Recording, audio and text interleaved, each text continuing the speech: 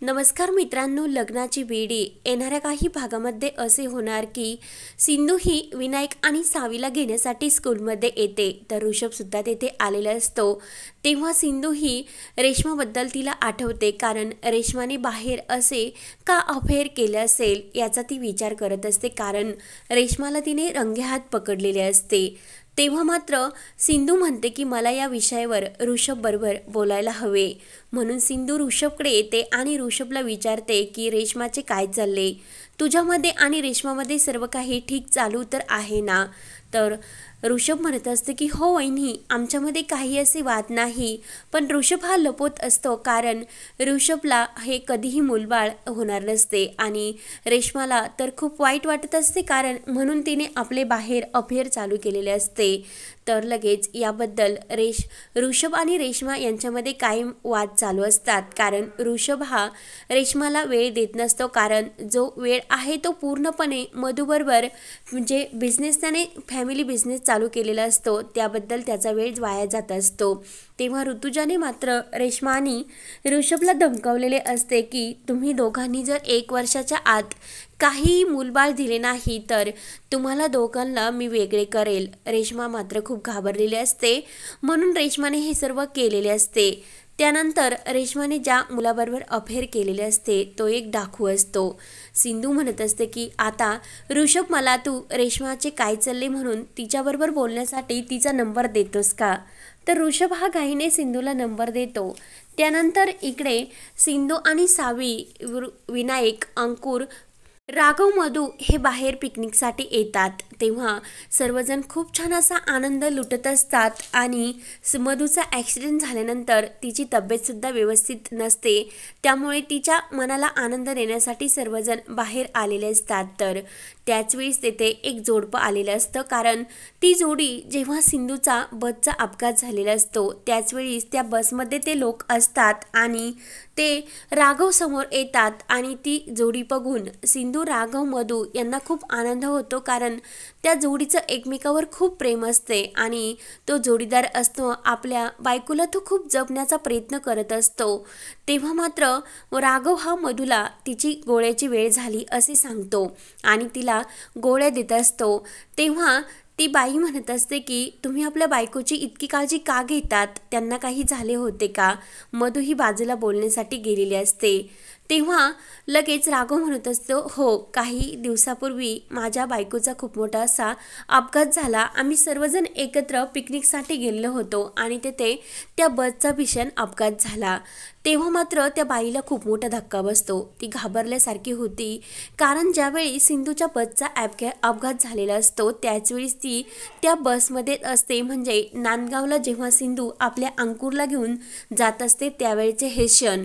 तेव्हा ती बाई लगेच सांगू लागते, तिच्या डोळ्यामध्ये पाणी येते आणि त्या बाईचे जे मिस्टर असतात ते सांगतात की काही दिवसापूर्वी आम्ही पुण्यावरून नांदगावला जात होतो आणि तेव्हा आमच्या गाडीचा एक भीषण अपघात झाला। सिंधू मात्र ही बाजूला असते आणि सिंधूने त्या बाईला बघितलेले नसते आणि त्याच वेळेस सिंधू ही समोर येते। तेव्हा सिंधूला बघून त्या बाईला खूप मोठा आणखीन धक्का बसतो, कारण सिंधूला तिने पूर्णपणे ओळखलेले असते आणि त्या अगोदर राघवला सर्व घडलेले सांगितलेले असतात की एक बाई आपल्या 3 महिन्याच्या मुलाला घेऊन त्या बसमधून प्रवास करत होती आणि खरंच तिचे बाळ खूप छोटे होते आणि त्या भीषण अपघातात त्या मुलाची आईही गेली, त्यामुळे आम्ही त्या मुलाला एका रेस्क्यू वर्करकडे दिले।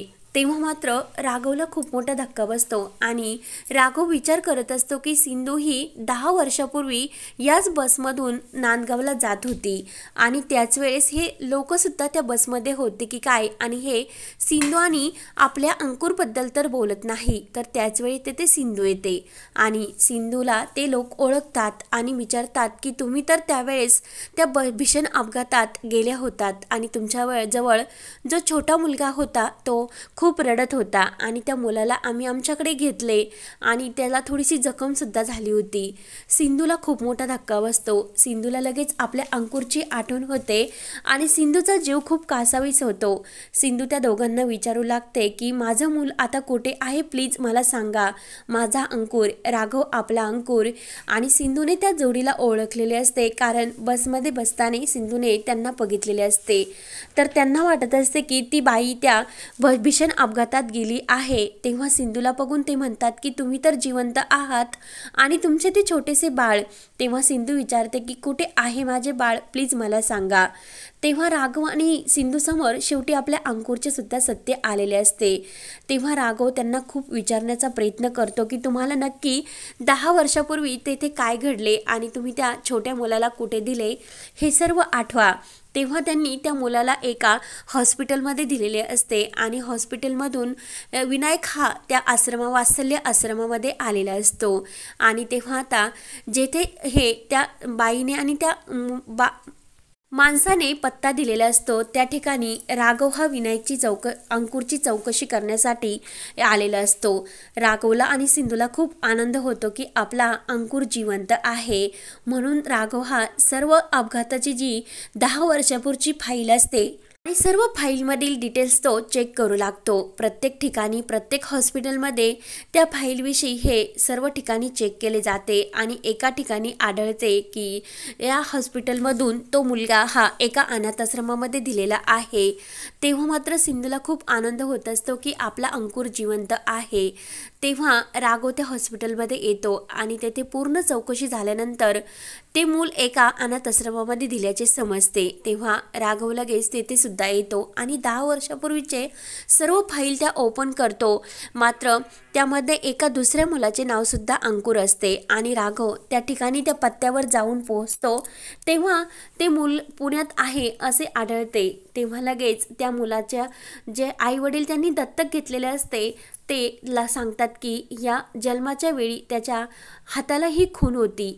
तर राघवच्या लक्षात येते की आपल्या अंकुरला अशी कोणतीही खून नव्हती आणि त्याच्या गळ्यामध्ये जे लॉकेट होते ते सुद्धा आपल्या अंकुरचे नाही, म्हणून राघव म्हणतो की हा माझा अंकुर नाही। तेव्हा नंतर राघव पुन्हा त्या अनाथ आश्रमामध्ये येतो आणि ते म्हणतात की सॉरी, आमच्याकडून खूप मोठा असा गैरसमज झाला, कारण तुम्हाला आम्ही वेगळीच परमिशन दिली आणि तुमचा जो अंकुर आहे त्याच्या काही वस्तू ह्या आमच्याकडे आहेत, त्यावरून तुम्ही ओळखू शकता की तुमचा तो अंकुर आहे की नाही। तेव्हा मात्र अंकुरचे जे स्वेटर असते सिंधूने आणि राजश्रीने विणलेले असते ते स्वेटर आणि काही एक बाळाच्या अंगावर जे दुपटे असते ते दुपटं त्या सर्व त्यांनी वस्तू जपून ठेवलेल्या असतात आणि त्यावरून राघव सिंधूला समजते की हाच आपला अंकुर आहे।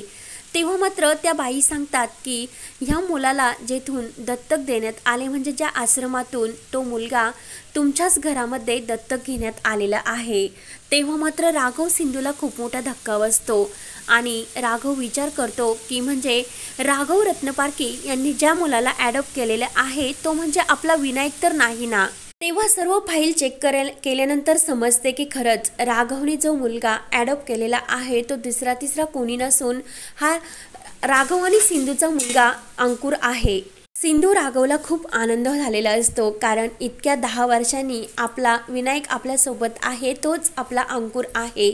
तेव्हा सिंधू म्हणत असते की जेव्हा जेव्हा विनायक माझ्या मिठीमध्ये येत होता तेव्हा तेव्हा विनायकचा अंकुरचा स्पर्श असल्यासारखा मला जाणवायचा आणि काहीतरी नातं हे आपल्या विनायकशी आहे असे मला कायम वाटायचे।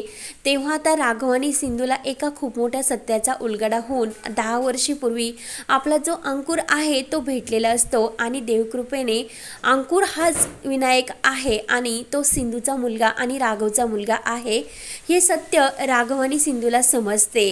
आणि त्यानंतर लगेच सावी आणि विनायक यांना एकत्र पाहून सिंधू राघवला खूप आनंद होतो, कारण आपले इतक्या दिवसाचा अंकुर आपल्यापासून किती दूर गेला होता आणि तो आपल्या जवळ होता तरी सुद्धा आपण त्याला ओळखले नाही। तेव्हा राघव प्रेमाने आपल्या विनायकला मिठी मारतो, म्हणजे अंकुरला।